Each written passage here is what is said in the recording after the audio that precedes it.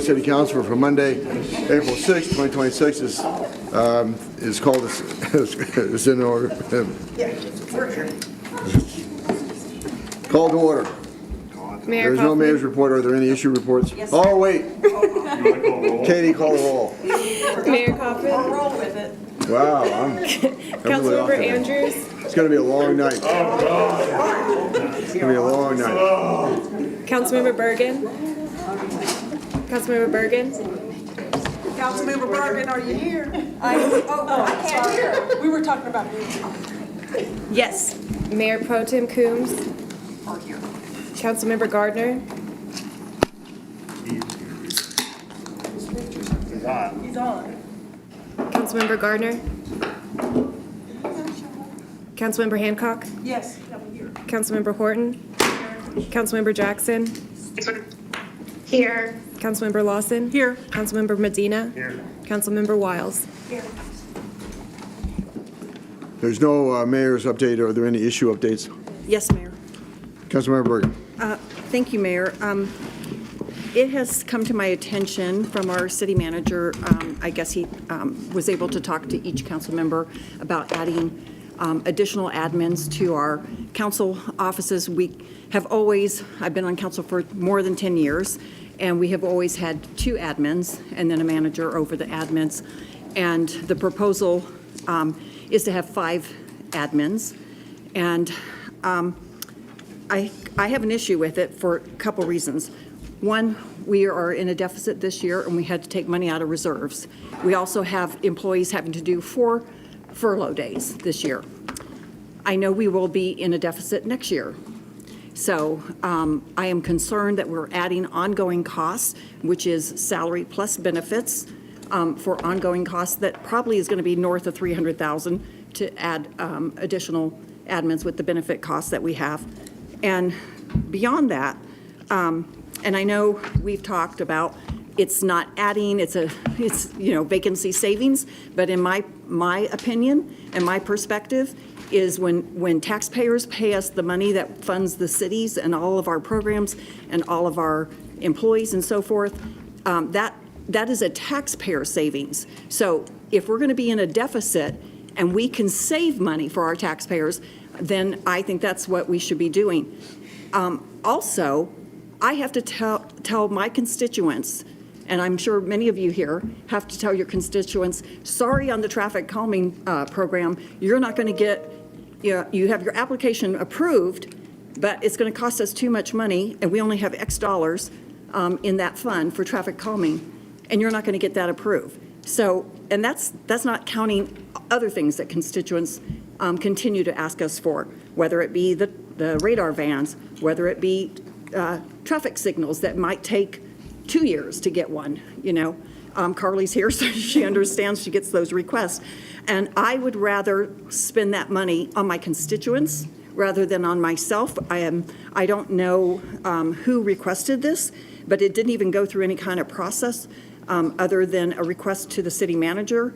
And I think it needs to be fleshed out. I would like to have a work plan analysis done where we look at the workload per council member, have that input and an analysis done on what we really need, because I don't think it's good throwing away money just because somebody thinks they can't do their job or they don't have the time to do their job. I don't know, if that's the case, but we have town halls that are supplemented with our community engagement coordinators. They help us on those, and I have never had an issue with my particular admin, who both of them got fired, unbeknownst to me until after the fact. I was never asked my opinion. Again, 10 years plus being on council, and I've had almost the same admin for I don't remember how many years. I've gone through a couple of them at the beginning. I didn't have any complaints. That particular admin did everything I requested and did it very well. So I don't know what happened. I've talked to other council members that didn't have any complaints about, that particular admin, maybe or the other admin. So I don't know why they were fired, but my proposal is for us to wait until the budget workshop when we actually hear what the budget's going to be. I don't want to have to hire 5 admins and then tell my constituents, you can't get, traffic calming projects funded, and I don't want employees of the city to have more furlough days, and I sure as heck don't want us to raid the reserves again, because that is supposed to be for a recession, a real recession. So my proposal is to please put that on hold, replace the two, and let's look at it during budget workshop after we do an analysis. Procedurally, how does that work?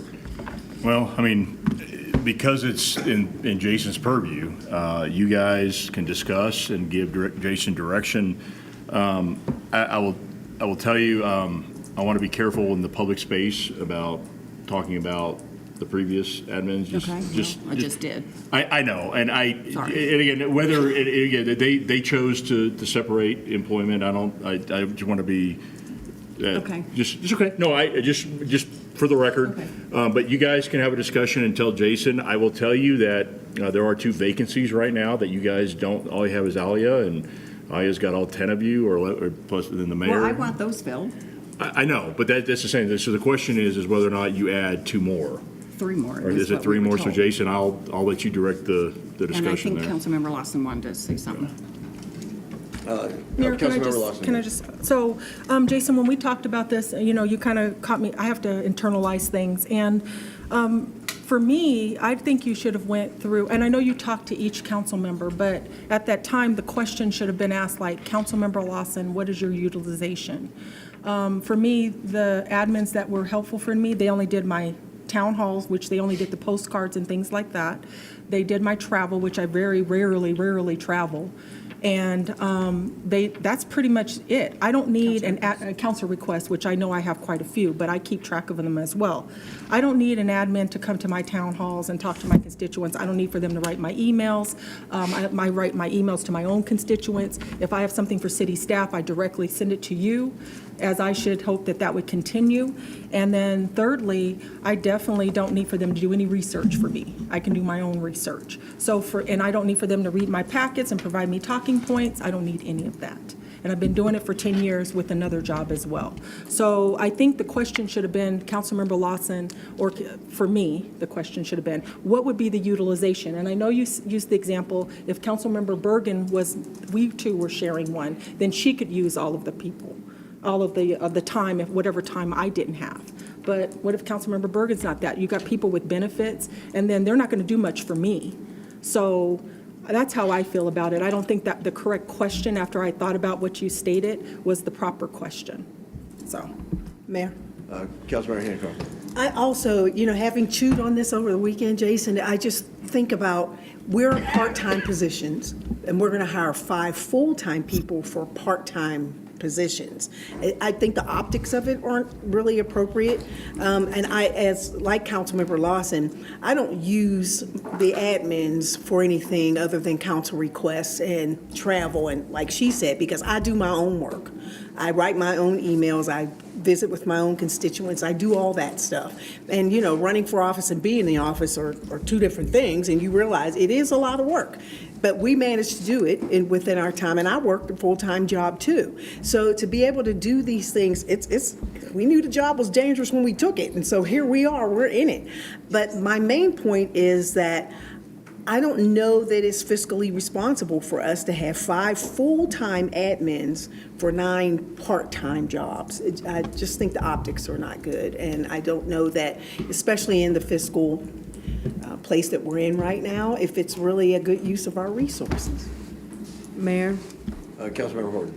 Yeah, so contrary to my colleague's opinion, I do think this is a very valuable use of taxpayer dollars, of city funds and budget to support the work that I'll speak for my Ward 1 residents that I have talked to that really want a council member that is consistently hands-on, engaged, and that can put in the hours and the work that's necessary to be a council person that can meet at any time of day, right? So I've been very blessed that in my full-time capacity, they have offered a flex schedule, right? And I appreciate that. And I have to be very cognizant of the rest of my hours during the week. And for me personally, having someone who would be able to offer the admin operational support on the back end can allow me to focus on aspects that residents have asked of me as a council member. And that there's not delays, that there's responsiveness, and that there's an ability to do this job effectively and not based on an assumption that this is part-time, because we all know it's not. And so what I do think is a potential is to reevaluate if it's full-time 5 staff, or is it 3 full-time, there may be ways to get creative to meet the current needs of council, but to strictly have 3 admin staff that serve all of council is antiquated, in my opinion, in a growing city where we need to have an effective city council that can show up anytime, any day, and be effective. Councilmember Jackson.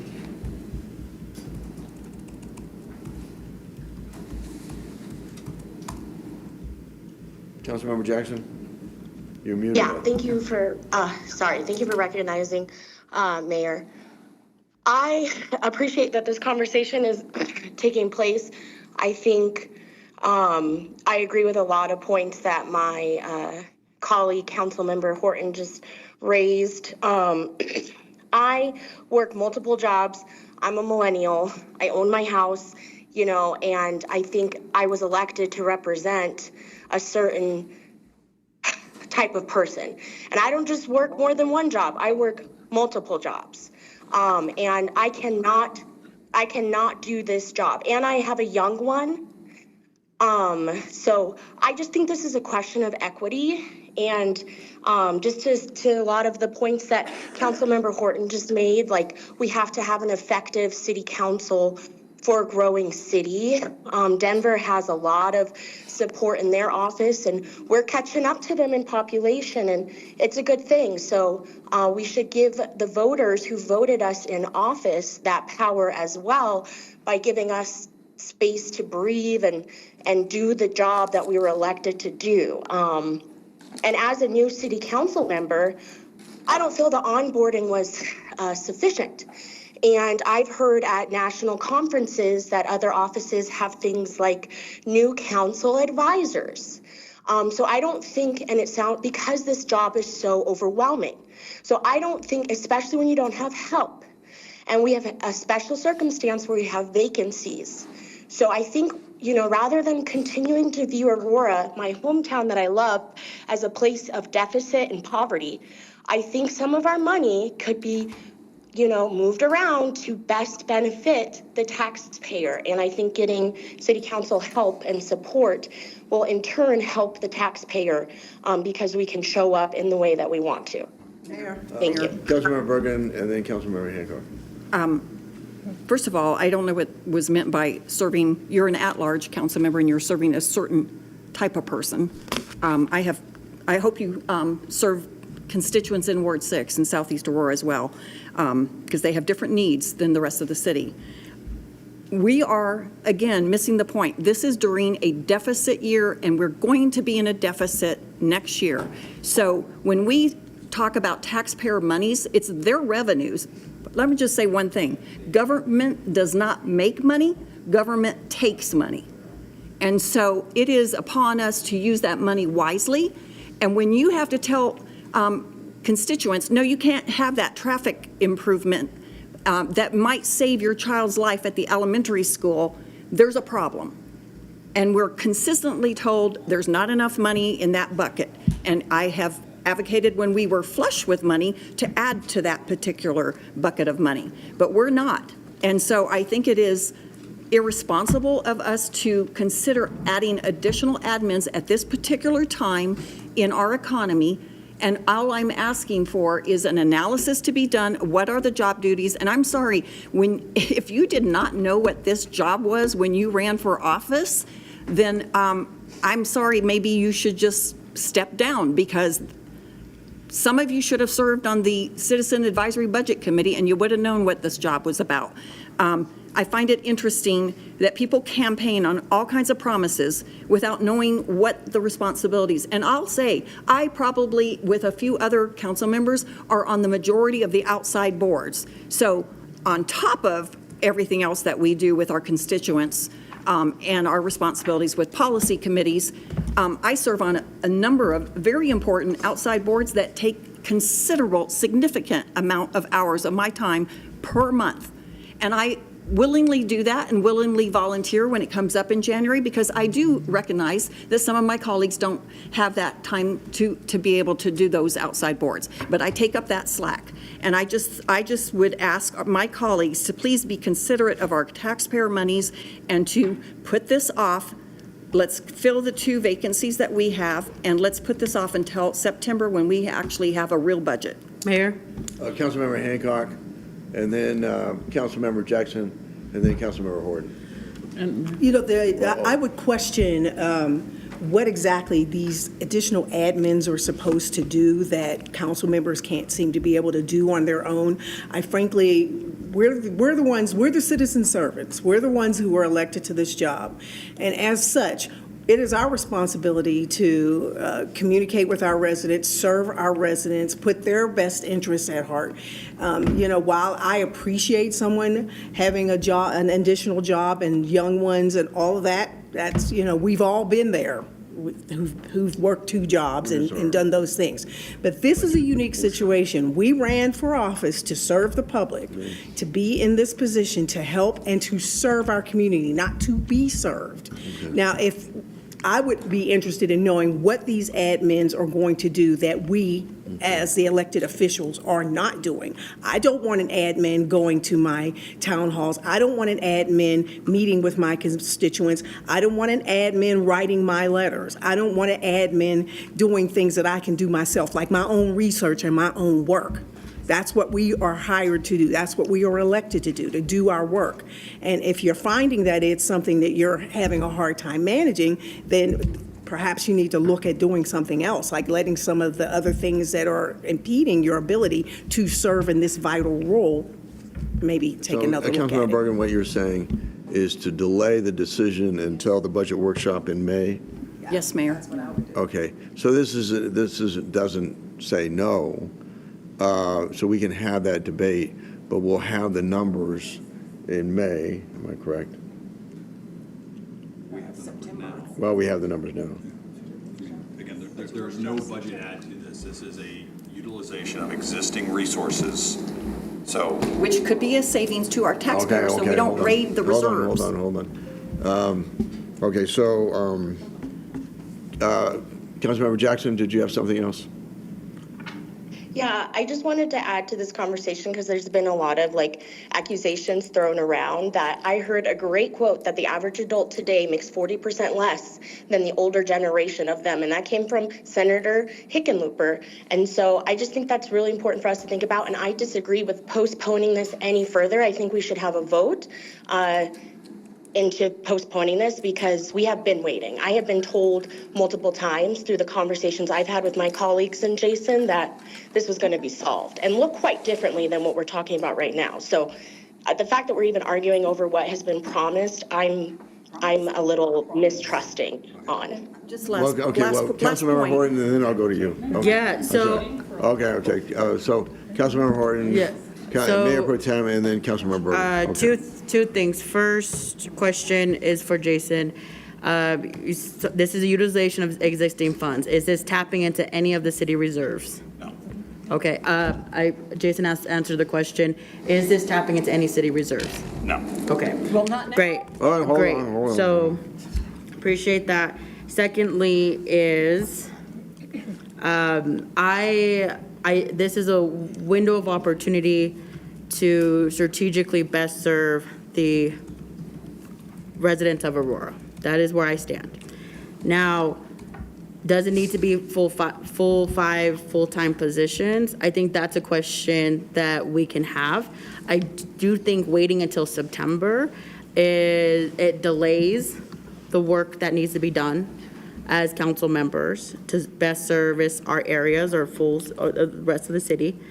And secondly, the, sorry, whew, wow, we know how to get heated in this room, is that this really, for me, boils down to a conversation of equity.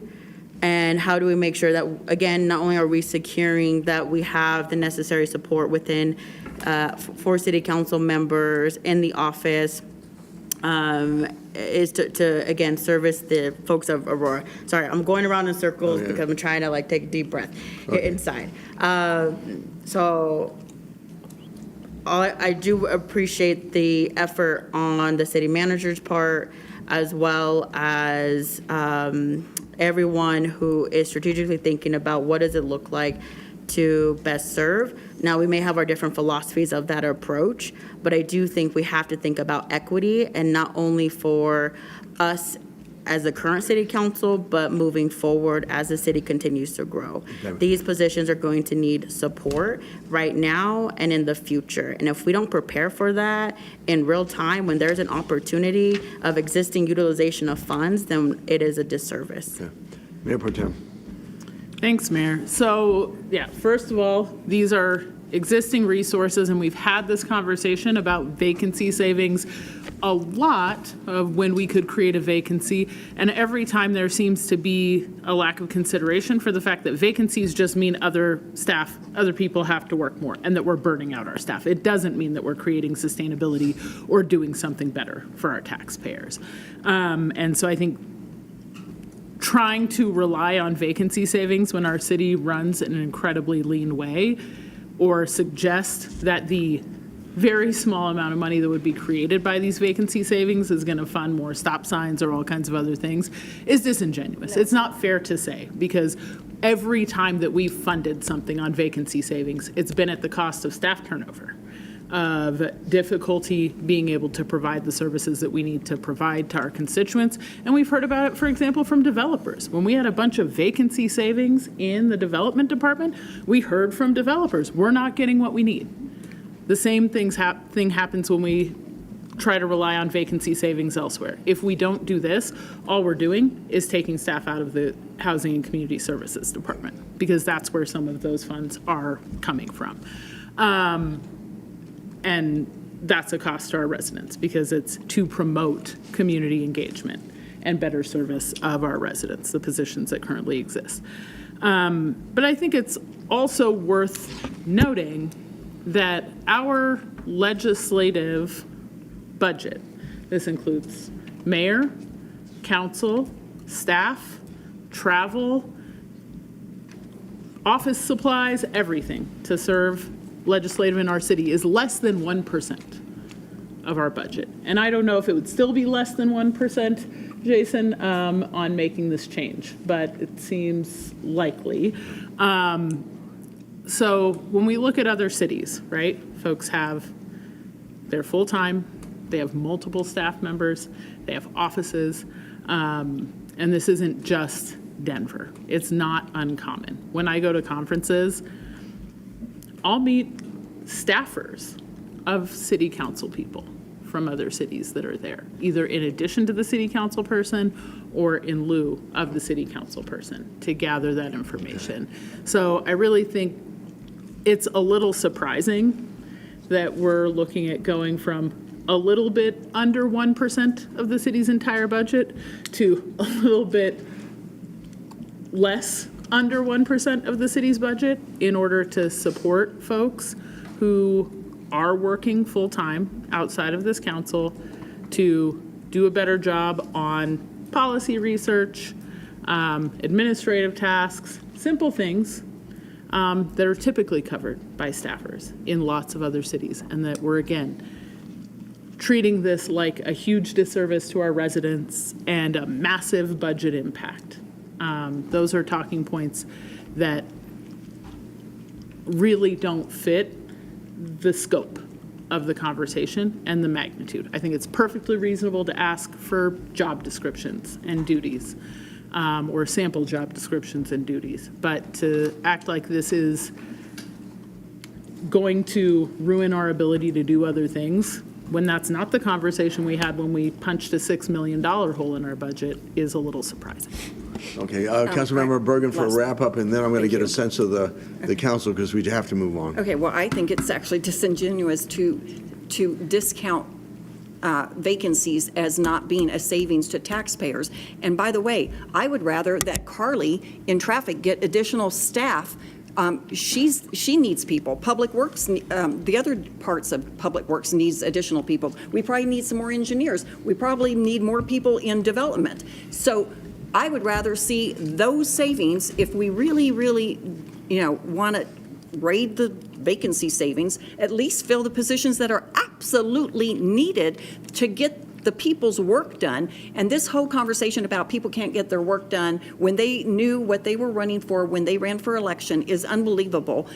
Again, my point being, we are in a deficit year. I don't care how you want to define vacancy savings. It is called a vacancy savings for a reason. It's a savings, bottom line, savings of dollars to the taxpayers. And again, I would rather fill other positions that are much more needed than additional administrative aid for God knows what. We don't even have that defined. And I'm asking for a workload analysis. Job descriptions, what is it exactly that you can't do that you need someone else to do? And have an analysis done on that. And that would be decided then on the May workshop, correct? I guess on the May workshop. Okay, And by the way, has anybody considered using temporaries for projects rather Okay. than remember, this is ongoing costs. They don't go away unless you fire people. Okay, so the question is to delay the decision on hiring the 5 assistant, 3 additional FTEs until the May workshop. All those in favor, please let me know. Okay, 1, 2, 3. And we're just saying May, we're 4. like a month away. That's correct. Okay, and opposed?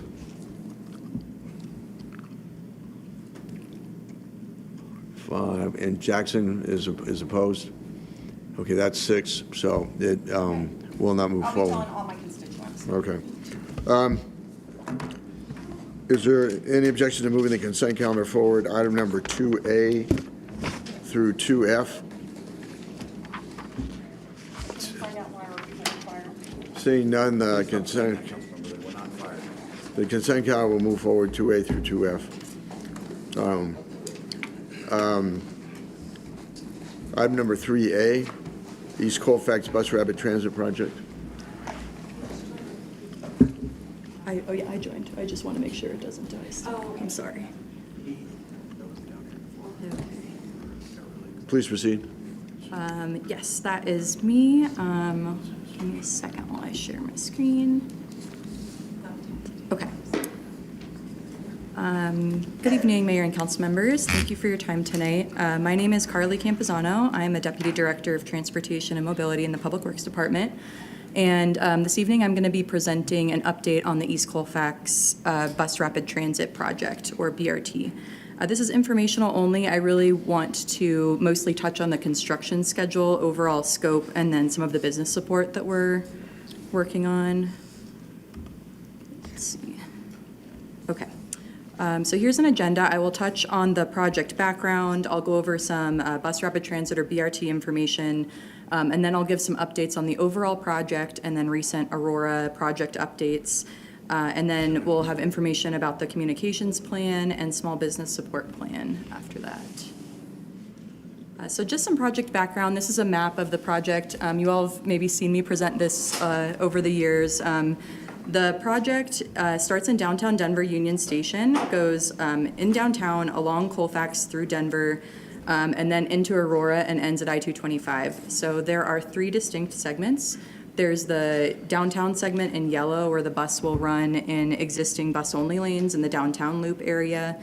The blue area has been under construction for about 1.5 years, so if you've been in the area, you might have seen some of the construction in the Denver section. In this area, the BRT will be center running with dedicated lanes.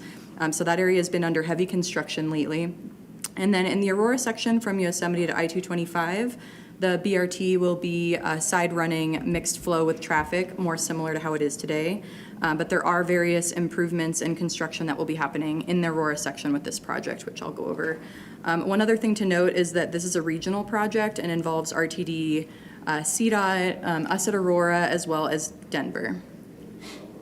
This is a little bit on history, so I'll just focus on the more recent history. Our recommendations for what to include in the Aurora segment went to council for a presentation like this in 2022. And then final design went from 2023 to 2024. And construction, bus acquisition, and testing has been going on from October 2024 to now. And construction has been mostly in Denver, but it's going to be in Aurora very soon in the next month or so. BRT features, this just explains some of the common features that you'll see with bus rapid transit. So how we like to explain this a little more simply is that we consider BRT to be kind of like light rail on wheels. So it has a lot of similar features and experience that a light rail line would have, but it's serviced by a bus. So things like specialized vehicles, part of the route is generally has dedicated lanes, and then enhanced station features as well. There are some BRT requirements that are required at an absolute minimum to meet the definition of BRT and to qualify us for federal funding. And so those are weather protection and shelters, schedule displays, and branding. In the Aurora segment, we are including all of the elements that meet the minimum definitions of BRT, and we're including some additional enhancements as well. So this is a summary of the additional enhancements that are included, but we will have signature stations, more similar in aesthetic to Denver stations, at two locations at Havana, so on each side of the road. We will have ticket vending machines for off-board fare collection, variable message signs with real-time passenger information, and then security features like cameras, emergency phones, and lighting at all locations as well. And we're also including level boarding at 5 key locations to support people with mobility issues and also to make sure that the bus isn't delayed. These are just a couple images. On the left, you'll see images of what the BRT will look like in Denver. So you have the dedicated lanes and the stations in the middle of the road. In Denver, the lane capacity will be reduced to 1 travel lane in each direction. And in Aurora, there will still be some construction and some improvements, but there will still be 2 lanes of travel in each direction through the segment. And the BRT will be side running mixed flow on both sides of the street, so more similar to today. So this is a rendering of what the Havana station will look like. Overall construction timeline, like I said, the overall groundbreaking for the project was in October 2024. We're planning to have an Aurora groundbreaking pretty soon, probably in the beginning of May, but you all receive more information on that as we get a date firmed up. And then construction in Aurora will last about into next year through 2027. And that won't mean that there's high impacts the whole time, but there will be construction activities centered around stations for about over a year in Aurora, starting in the next month or so. So here's some of the more Aurora-specific updates. We've been preparing for construction, so we've been finishing our easement acquisition, reaching out to businesses, working on communications. We developed a communications plan that we've been implementing that I'll go over. We also have developed a small business support program that we've developed and is being initiated, and art has been selected for the station canopies at the 2 Havana stations. So as far as the communications plan, the detailed communications plan includes everything on this slide. I want to highlight the We Back the Facts campaign, which will be on the next slide in a little more detail. We also have monthly chats on Colfax with business owners so they can ask the contractor questions. We actually have a construction team that will go knock on doors so that people are aware of the construction before it gets there, as well as a lot of different information online. People can subscribe to updates. There are flyers. We're doing various in-person door knocks and in-person events too. We had a recent Aurora-focused public meeting at the MLK Library in February and also attended Councilmember Horton's town hall a couple weeks ago. So thank you for your time at that. And so yeah, lots of construction-related activity going on and trying to communicate that as broadly as we can to different audiences.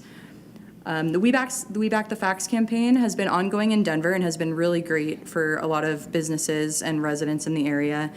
This is a social media campaign. People can visit Aurora businesses. They get a passport. They can snap a photo or video and get their pass validated, posted on social media, and that allows them to get different prizes, be entered in for gift card drawings, and really help spotlight some of those businesses along the corridor that need our help during construction.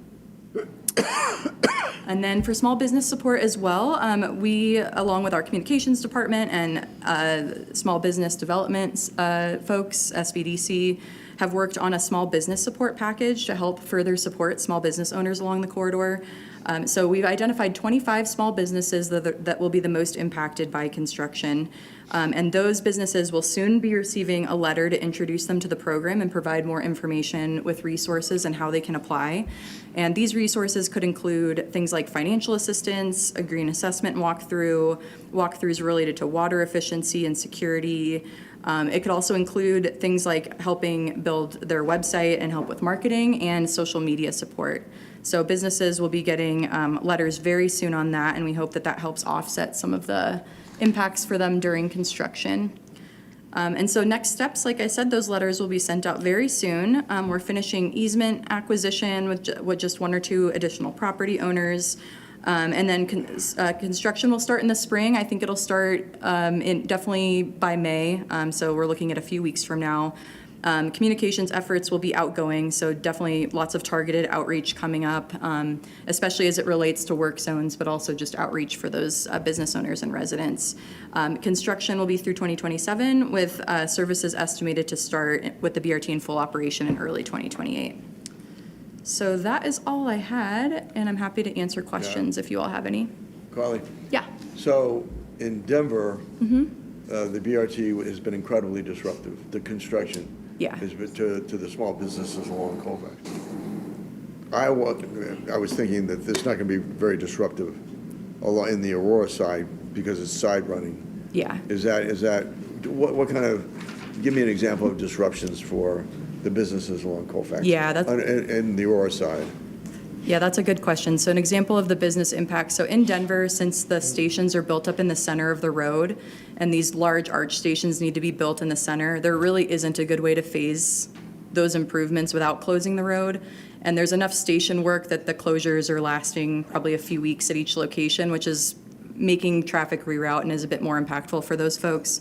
In Aurora, we're probably looking at more lane closures near the areas of work. So it's more like a standard construction project that we would do for like a signal rebuild or sidewalk project or something.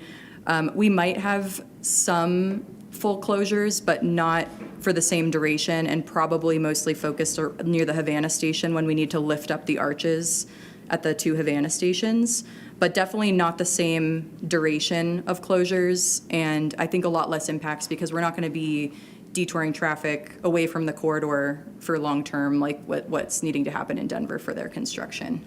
Further questions? Mayor? Councilmember Horton? I know in the TAPS committee, we talked about infrastructure for visually impaired individuals. Yes. Has that been incorporated, or where's the standing on that? Yes, I did check in with RTD on that after you asked that at TAPS. So the buses do have audible indications as they drive up, so they have those for folks who are waiting at the station, but then they also have the same audible indications inside the bus for folks that are on the buses. And then the vending machines also have audible indications as well as Braille for folks. So hopefully those features hopefully will help. Thank you. Yeah. Councilmember Lawson? So I just had a question, Carly, because when I was on TAPS, I've been on TAPS for a while, Yeah. not this year, but I wanted to ask, what is going to be, has it been a formalized kind of safety plan? You know, as we hear about the buses, not only in Colfax, but just everywhere, the buses and the light rail stations, there's always been some form of, the security piece of it. And this is great that this is happening, but again, has that been formalized? Is that going to be talked about, discussed, or has it started, the conversations? Yeah, that's a good question about security. Conversations have definitely been ongoing throughout the project about security and what to incorporate. So there are different security features that we're working with APD to incorporate and RTD police. And for those who weren't on TAPS last year, RTD also had officers that came to TAPS and gave like a pretty in-depth presentation on what they do and how they're staffing up to meet those security needs. So we're still communicating with all those folks and having safety and security focused meetings. But we've decided to include items like PA systems that were desired for security as an addition to the project. as well as like the cameras and the lighting at the stations. And then we've also worked with Excel to upgrade the overall lighting throughout the corridor. So that will be happening in the next few months as well, just to make sure it's all better lit. But the different police agencies have definitely been communicating about safety, because that's been one of the top concerns we've heard. So I'm glad to hear that, because, like at the 9 Mile station, when you go underneath the tunnel, dark, Yeah. That's always been a security issue. Yeah. And so, just being up in general. So I'm glad that that's being, proactive instead of reactive. So Thank you. Appreciate it. Councilmember Horton. I just want to say thank you all for coming out to the Ward 1 Town Hall last week, a week ago. What is time? Yeah. I really appreciate all the work on this and being able to field the questions from residents who, some are very excited about it, some are very hesitant. A lot of it is around the small businesses. And really being able to present around the We Back the Facts and the passport booklet they have, really encourage folks to get out there, support the small businesses along Colfax, because it takes all of our money to support our community in that way. So thank you, guys. Thank you. Appreciate it. Further questions? Okay. Carly, thank you so much. Thank you. Okay. Item number 3B, Housing Unified Development Ordinance Analysis Update. Councilmember Bergen. Thank you, Mayor. This is staff working very hard over a long period of time, over probably, 2 years, on the changes to the UDO that we needed to make. So just very, very thankful to all of the staff that was involved in doing this. So I'll turn it over to Bren. Thank you, Council Member. Good afternoon, Mayor, City Council. My name is Brandon Camerata. I'm the manager of the current planning division and also the manager of the Small Lots Project. Today, we have our consultant, Chris Brewster, with Multi-Studio, to hopefully take around 30 minutes to provide an update on the project and more importantly, present some key policy questions to the council in hopes of getting direction and discussion from the council to help with our next steps. So Mayor, if I can turn it over to Chris, and Chris, if you want to queue up the slide deck, that'd be great.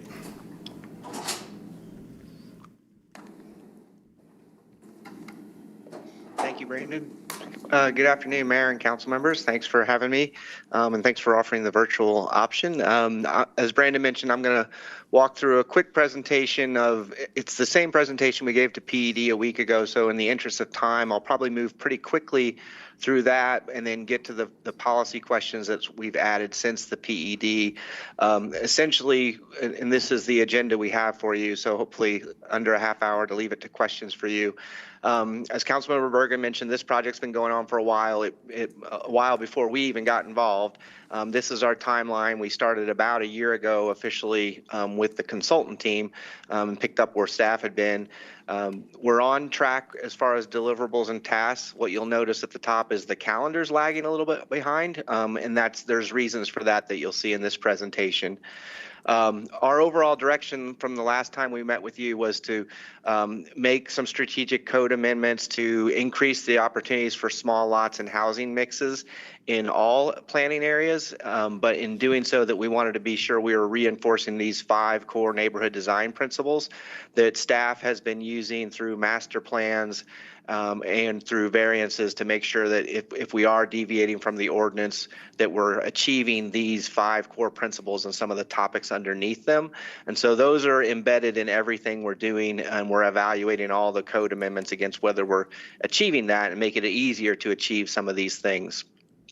When we last met with you and PED in October, we were circling around these 4 main topics. Greenfield development, where we are increasing or reconsidering the mix of how we do small lots in sub-area C, where we're building new. Infill, being strategic about how we would allow small lots in sub-areas A and B, the older and more established parts of Aurora. And then 2 design topics. How do we improve building design, strengthening the intent of the current standards, but also getting more flexibility, particularly for the masonry requirements that you currently have. and another design issue on how do we get parking flexibility, where we're dealing with the location and design of parking, and then particularly maximizing on-street parking in neighborhoods so that we have sufficient parking. Since we met in October, these are the main things we've been doing. We're working with the developer roundtable. As you may recall, we did have a third meeting with them after our PED and council update, where we talked about preliminary approaches and strategies. That was in December. We then began with staff and consultant team making what we called working drafts to our potential amendments. At that point, we identified that it's probably good to get back with the roundtable and introduce those working drafts to them. So we had a virtual meeting in January where we introduced those drafts and turned them over to the developer roundtable to give us review and comments. We collected comments from them. In fact, we're still collecting some of those comments back from them. And then staff began doing internal testing of what some of the amendments would do to pending projects or current projects. And so we're evaluating the effectiveness of our initial strategy. And then lastly, we're refining those strategies, and we hope to get them shortly into an initial draft that we will introduce to you all. I wanted to quickly go through this list, kind of groups some specific things under those 4 broad topics that you had given us direction on. So there's 11 kind of bigger changes that we're proposing with this code update. I'm going to have a few slides. This is where I'll probably move a little faster than I did at the PED committee to get to those policy questions. Incidentally, when you receive, we will get the proposed drafts to you, and we will outline all of these strategies of where changes are being made and give you information so you can dig in as deep as you want or have a good understanding of what these main changes mean. We'll provide it in an executive format summary. But so this is more by way to introduce them to you and get any preliminary thoughts from you. All of these changes come from us looking at either precedents in Aurora or around the metro at large or Front Range generally, and measuring and looking at dynamics of how small lots and different types of housing are fitting in to neighborhoods. The goal, obviously, going back to those 5 principles, is to get walkable neighborhoods, good public realm design, mix of housing, increased density where it's warranted and where it's really strategic, whether that be near activity centers or near transit stops and things like that. So these are all examples of projects we have been studying to lead and point us to where changes may need to be made to your UDO. So the first big one was in greenfield, increasing small lots in greenfield development, so your newer growing areas. This table on the right is a strategy that we're proposing to do that. Currently, the code requires that the small lots only be used to a certain percentage, and the developers kind of call that planning by formulas. So when they hit a certain number of small lots, they're done. So one of our strategies to get around and eliminate that sort of formulaic planning and regulating is to better pinpoint the smaller lots to zoning districts. So the red areas are things where we're exerting change. So where your current code on those first 2, the detached house small lot and compact lot, your current code would treat anything under 45 feet as a small lot, and therefore you can only do a certain percentage of them, whether you're in R1 or R2. Our strategy would be to eliminate that formula and just say that in R1 you can do a certain amount if you're in the right locations, and in R2 you can do a greater amount. And that second box shows a similar strategy with the smaller scale multi-unit homes. What we are essentially doing is trying to graduate the use of small lots and more dense housing better between R1, R2, and R3, so that those become more of the determinants of how you implement small lots and less of how many each individual project is doing. With that, we're also adjusting location criteria. The current UDO does have location criteria that limits how and where you do small lots, and so I have another slide on that I'll follow up with as well. But what we're basically doing is those open boxes are ones where you may be able to do that type of housing in the zoning district, but you need to meet some pre-qualifications before you do it. But once you do, we aren't necessarily counting how many lots you did, and so we think that's an important part of what we heard from the developers roundtable. This is some of the concepts we're working on with the location criteria. Again, the current UDO, when you are limiting the locations of small lots, it's either a quarter mile from usable open space or a quarter mile from a mixed-use activity center. The reason for those are, obviously less lot space, so the open space is important, more density, so access to services are important, but it's currently an either or. And within there, you're still limited to the percentage of small lots. Since we are eliminating that percentage requirement, we think it needs to be both of those, but we do think the activity center could be expanded. So it could go beyond a quarter mile, and you're still doing a really good job of planning your density proximate to activity centers. But we do think access to those activity centers is important, as well as the access to open space. So an example of what this might do, the left is what you're currently doing, and that would be any place within either a quarter mile of either the open space or the activity center would be eligible for small lots, but you would only be eligible for between 25% if you're R1 or 35 to 50% of your product if you're R2. The right is what we're suggesting, and you do see that it's a little bit of a smaller area, but again, that entire area would be eligible for small lots, and we wouldn't necessarily be counting them. The other thing that is evident from this is that the activity center distance is becoming the more important and controlling one, because if a developer wanted to open up more area to small lots, they would simply build some more open space, and some of these shaded, the lighter yellow areas would become eligible as well. And so that would be the factor of that having both. And then this is also an example of, we do think that activity center area could be expanded as well. Another strategy for increasing small lots in sub-area C is being more flexible with the green courts. This is something that's currently in your UDO, but it is a little bit regimented in terms of number of units and how the courts are arranged. So we are looking at ways to allow some of the green courts to be either more informal, flexible, so that they can be integrated in different ways. And again, most of these changes are coming from documenting and measuring example projects that we think work well and would work well in Aurora's context.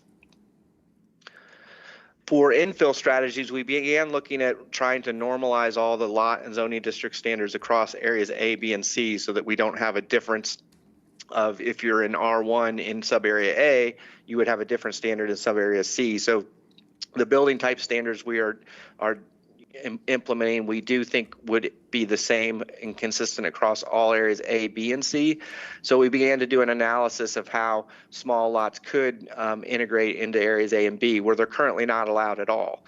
In these older areas where you have investment and you have a good block structure, they're actually the areas that are more appropriate for this kind of fine-grained, more strategic infill development. And we studied some of the projects you have had in those areas and the challenges that they've had to overcome to be built. So we do think this is a significant area of opportunity to reinvest in the older parts of the community. So we began to compare if you acquired 1 or 2 lots and could convert them into 2 or 3 lots based on our new small lot strategies, or how a green court would fit into a corner situation on a gridded block, or even as much as taking 1 or 2 lots and then orienting small lots toward the end grain of a block and turning that into 2 or 3 housing units. And so they all seem to be working well with the lot standards that we have. And again, these would be ensured that they're more small scale neighborhood infill that thickens up some of those neighborhoods that have an opportunity to redevelop. So this table on the left is, if you might remember from one of our earlier meetings, where it was pointed out that your actually more dense development, or your smaller lots, are far easier to build in area C than they are in A and B. So it's a bit counterintuitive. So if you go to the right, all of those same boxes are now being integrated into R1 and R2, as we discussed earlier with area C. So again, more opportunities in areas A and B. To the design strategies, the first one is just improving the building design standards. You currently have a point system that's different between 1 and 2 unit buildings than it is for townhomes, than it is for multifamily buildings. And there's several different sections in the code that are addressing building design in different ways. So we're essentially reorganizing that and putting it all in one place. And then we're refocusing your point systems on these 4 main categories. The the benefit of point systems is they're user-friendly. The developers do like them. It kind of sets some expectations. One of the drawbacks is sometimes the points aren't equivalent. So we did think that by breaking the points into these 4 essential categories, we would make sure that all are equally important. But if you do well in one category, it doesn't mean you could completely skip the other category. So we didn't want some of the false equivalencies from point systems to creep in. So we're just looking at overhauling your point system a little bit, making some of the standards a little more objective and easier to follow. And more importantly, tying the standards back to these 4 main topics so that when someone does come up with a design that is equally or better meeting this intent of the design, that they could be more easily routed through either an exception or approval through alternative compliance and things like that. So we're keeping our eye on the big picture of why the building design is important and not just the points. So this is an example of what that table is beginning to look like on the right. And then on the left are things that we want to put in a neighborhood design handbook that are starting to alert both staff and developers what we're looking for in terms of some of these design strategies. And the idea is that they will have more options to achieve the minimum points and still do a good quality design. As we did that, a second issue came up, and this was alerted to us from the developer roundtable that they don't feel that masonry requirement automatically ensures good design, and when we would agree with them in that regard, although in a qualified way. The one thing masonry does do is it has a kind of an appearance of durability, and it does add a lot of depth and texture to the facades. However, we are aware of great designs that don't do that. So in a summary, what we're trying to do with the point system is to give masonry an elevated point requirement, so it'll be easier to meet your material points if you do masonry, but it's not the exclusive way to do it. So if you didn't do masonry, we would be looking for some other things that add that appearance of quality and depth and texture and changes of massing elements. So we do think there's a way to hit both, to maintain the goals we have in building design, but also relax the masonry requirement. That is a cost item as well. So we've heard and we've verified stories about how masonry will add some cost to the end product, and we're looking to be efficient as we can on that. Another design strategy is we are focusing on frontage types. The reason for this is the smaller the lots you get and the narrower you get, the greater the impact of housing and particularly front-loaded access garages and driveways on the streetscape. And not only is the impact greater, the more and more you build, it begins to compound. So by focusing on 2 different frontage types, suburban and neighborhood, we were able to take several different, what in the UDO it's called garage mitigation strategies that are on several different places of the code, and essentially tailor them to 2 different contexts. Suburban, where it may be more car-oriented, and then neighborhood, where we think it's going to need to be more walkable and pedestrian-oriented, and just set 2 basic standards for those frontages. R1 would be allowed the suburban. R2, 3, and 4, where the mix and the narrower lots are more prevalent, would need to be neighborhood frontage. And what we're really protecting are these things down below that are the cumulative impacts. It has a very significant impact on on-street parking. And we already mentioned that the denser we get, the more we need to be preserving that on-street parking. It has an impact on where and how much and how extensive you can have street trees. One of the benefits of living in these walkable neighborhoods is really good street design, and we think that's important. Obviously, impact on sidewalks, traffic speeds, and overall neighborhood character. So those are the main points that we're focused on for those frontage types. We also did some studies where we started to say, what if we access the lots differently? We know that each lot needs access to parking in some capacity, whether it's on the lot, whether it's through alleys, or what we think is a good opportunity are some of these shared laneways or shared drives that can be much more efficient, yet still provide the same amount of parking on each lot. This added flexibility for more options to access the lots at the block will pay dividends in having a lot more parking efficiency at the block scale. So we've literally gone through and counted what a block with certain driveway types, how much parking does it yield through the on-street parking plus the internal parking access. and we're trying to strike a balance there to make sure the blocks can really hold and have the capacity for parking for these smaller, more dense options. And essentially what we're doing is scaling that to the lot width. So the narrower your lot gets, the more constrained your options will be for driveways and front-loaded parking. This is just another example. We've kind of done the math on where it impacts versus your current standards.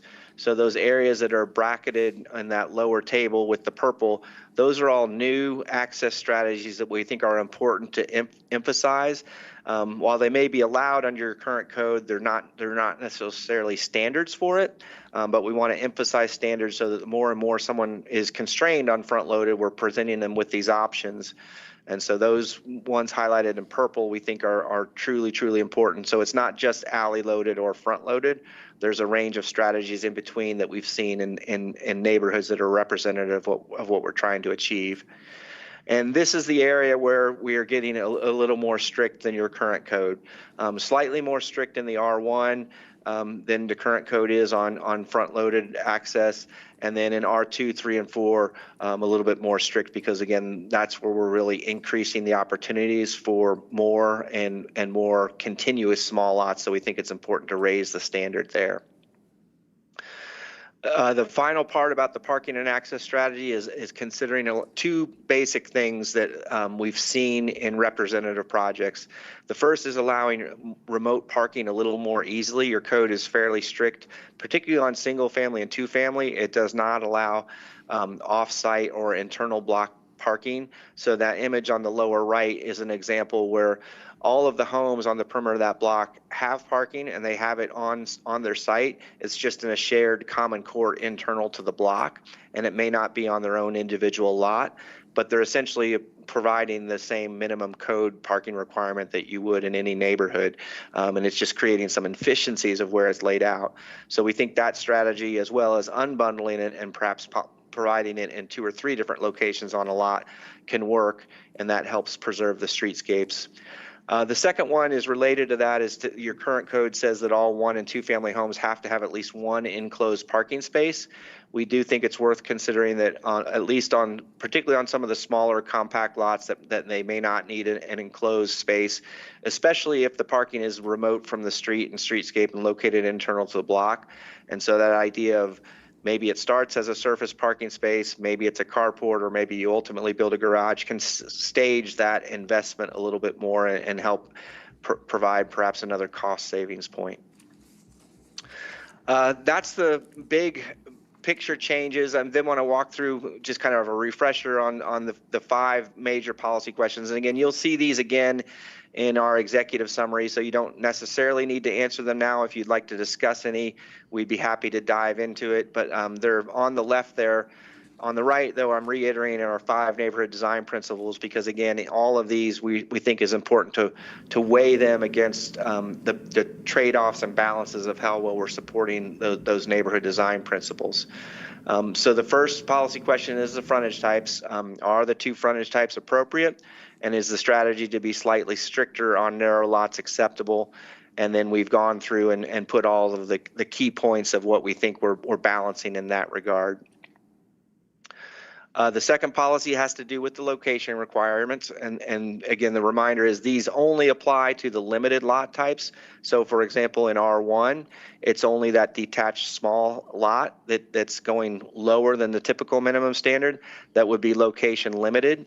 And the other part is that's in exchange for completely eliminating the percentage requirements. So if you are within the location limits, you could do as many small lots as you want. And then you see in R2, we gradually increase the number of building types and density that are subject to that requirement. The third is district distinctions. One of the big parts of this strategy is to create greater distinctions between R1, R2, and R3. Your current code, if you're not aware, R1 and R2 are very similar, particularly in sub-area C, which is the only area that allows small lots. We think the benefit of having greater distinctions is, one, it helps us eliminate that percentage requirement. But two, what we hope to see would be development plans and zoning that's coming in with more fine-grained application of the zoning districts. So we would be using the zoning districts to create the differences and less a percentage of your project. And what we would probably expect to see is that master plans would then start using R1, R2, and R3 more strategically, and perhaps creating transitions at a smaller scale, like portions of the plan might be zoned different pieces of each. The biggest impact we see on that are the prior approved master plans that have large areas zoned R2. So we're working on a strategy that those will be the projects that are most impacted by the potential change here, because R2 might have more location criteria than it does now. But again, that's in exchange for not counting the percentage of any one project that's using small lots. Parking flexibility is the strategy to allow more block scale parking and not requiring some single family and two family homes to have a garage. Is that appropriate? The benefits we see are bulleted below there. I won't belabor them, but you'll have a copy of this presentation, but we're kind of walking through what we think is the pros and cons of that. And then the last one on the materials is the strategy to not require masonry, but instead allow it as an option that gains you greater points, but yet still having a path to building facades that maybe have no masonry if they did all of the other design elements well. Is that appropriate?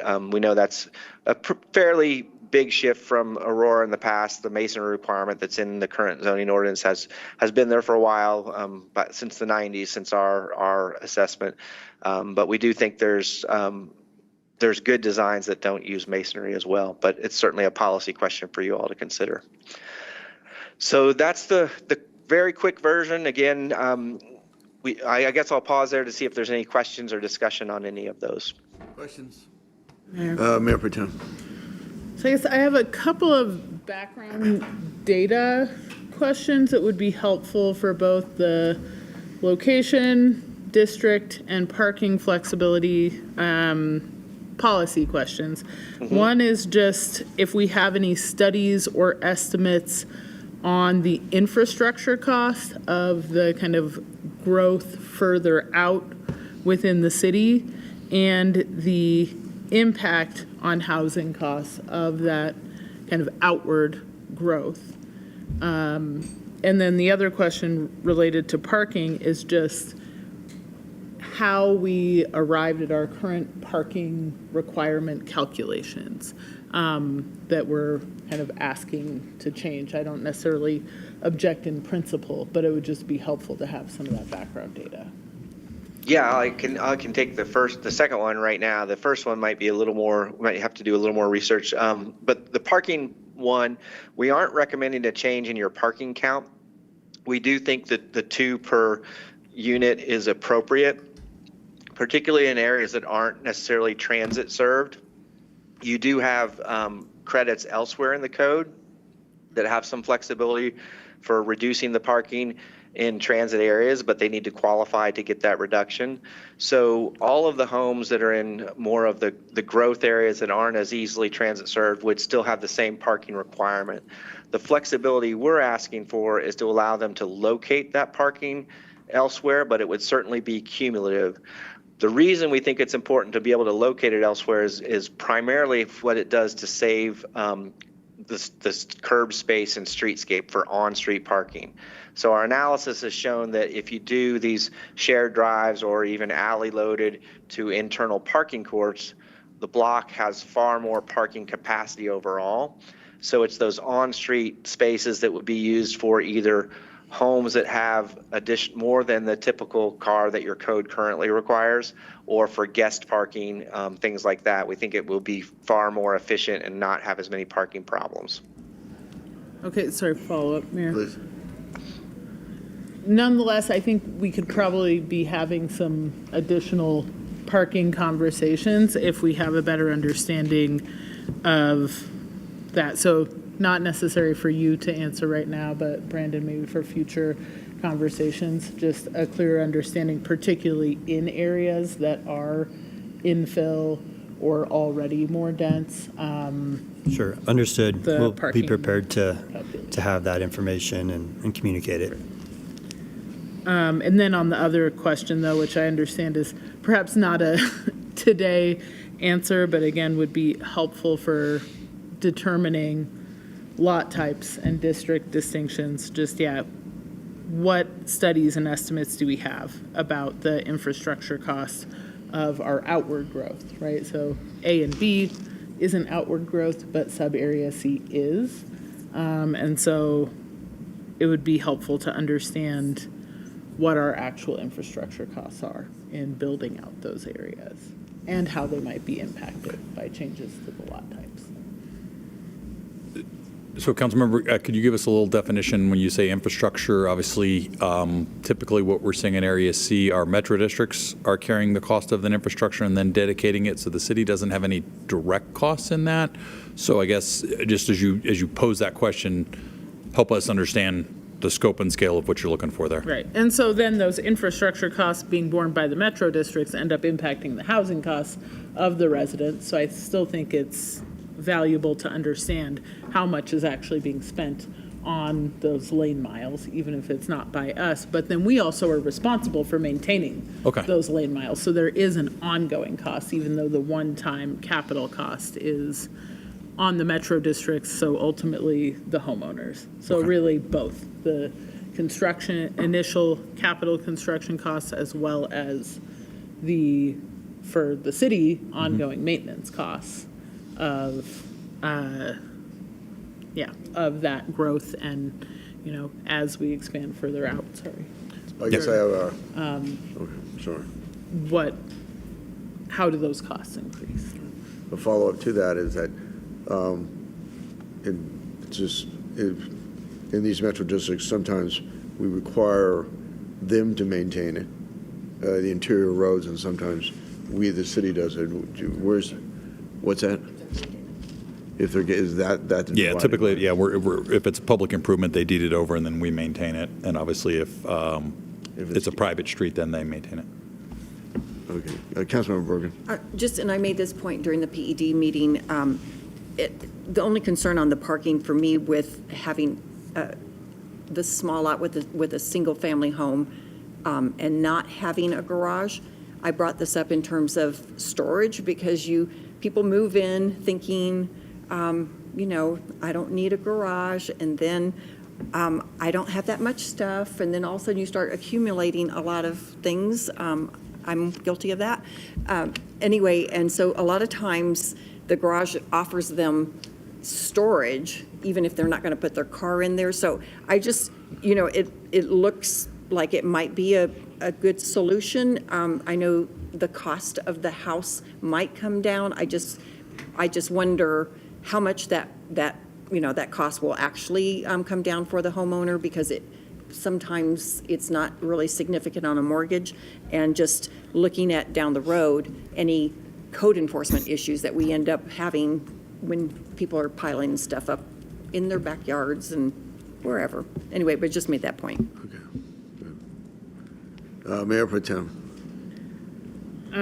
So and then just another question around the small lot requirements, which is the new proposal that's being put forward. Given the presence of, or the requirement for proximity to activity centers and open spaces, does it actually reduce the total kind of land area required for development when we allow those small lots? Or do we end up, because of those ancillary things we're requiring, developing the same amount of land just on smaller lots? Yeah, let me go back to this slide for a minute, because that's a very nuanced and good question. We've tried to look at it, and I don't know if we have a definitive answer, but our strategy is twofold. It's one, to switch it from an either or, in other words, access to open space or access to an activity center. So that would immediately reduce the area, right? Because now we're saying on the left is no longer valid. You need to be close to both things. And so that's what the picture on the right is showing. However, two things in doing that. One, we do think expanding the area from the activity center is a viable strategy. Right now, it's a quarter mile. And that's really close to an activity center and good walkable distance. But we are familiar with walkable neighborhoods that have access to those services, even as far as a half mile. Right now in the draft code, we have it being 1,800 feet from an activity center. So in that regard, the area is somewhat expanding, but you would still need to have access to the open space. The example I made, the reason we can't quite say whether it's exact or not is if a developer just provided open space in any of those lighter yellows, all of a sudden that area is eligible now for small lots as well. And so we think that would be a likely consequence because the developers are more easily or more readily providing that access to open space than they are the access to the activity centers.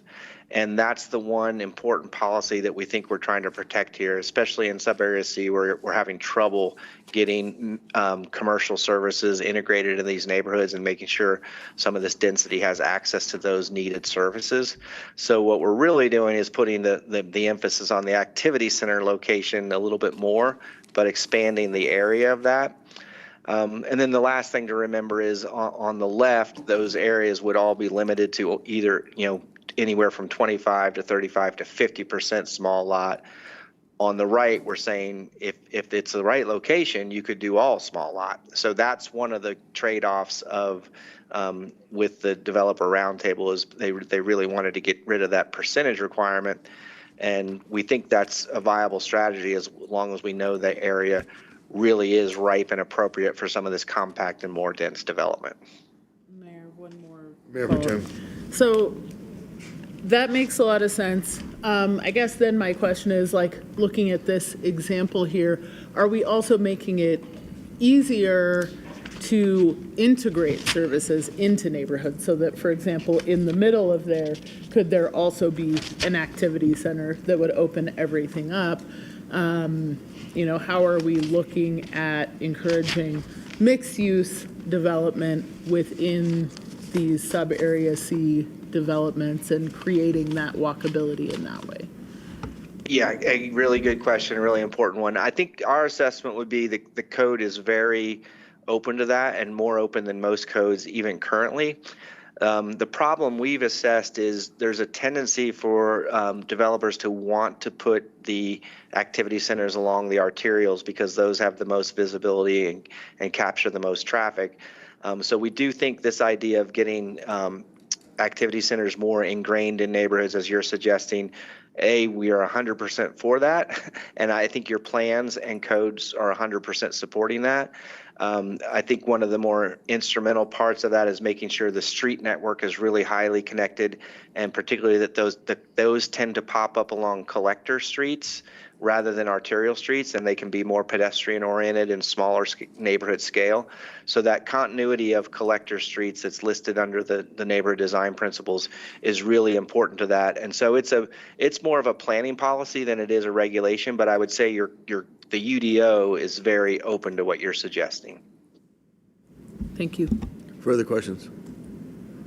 Seeing none, thank you so much for the presentation. We will reconvene right away. And we will reconvene right away in executive session. Please go ahead and grab your food then.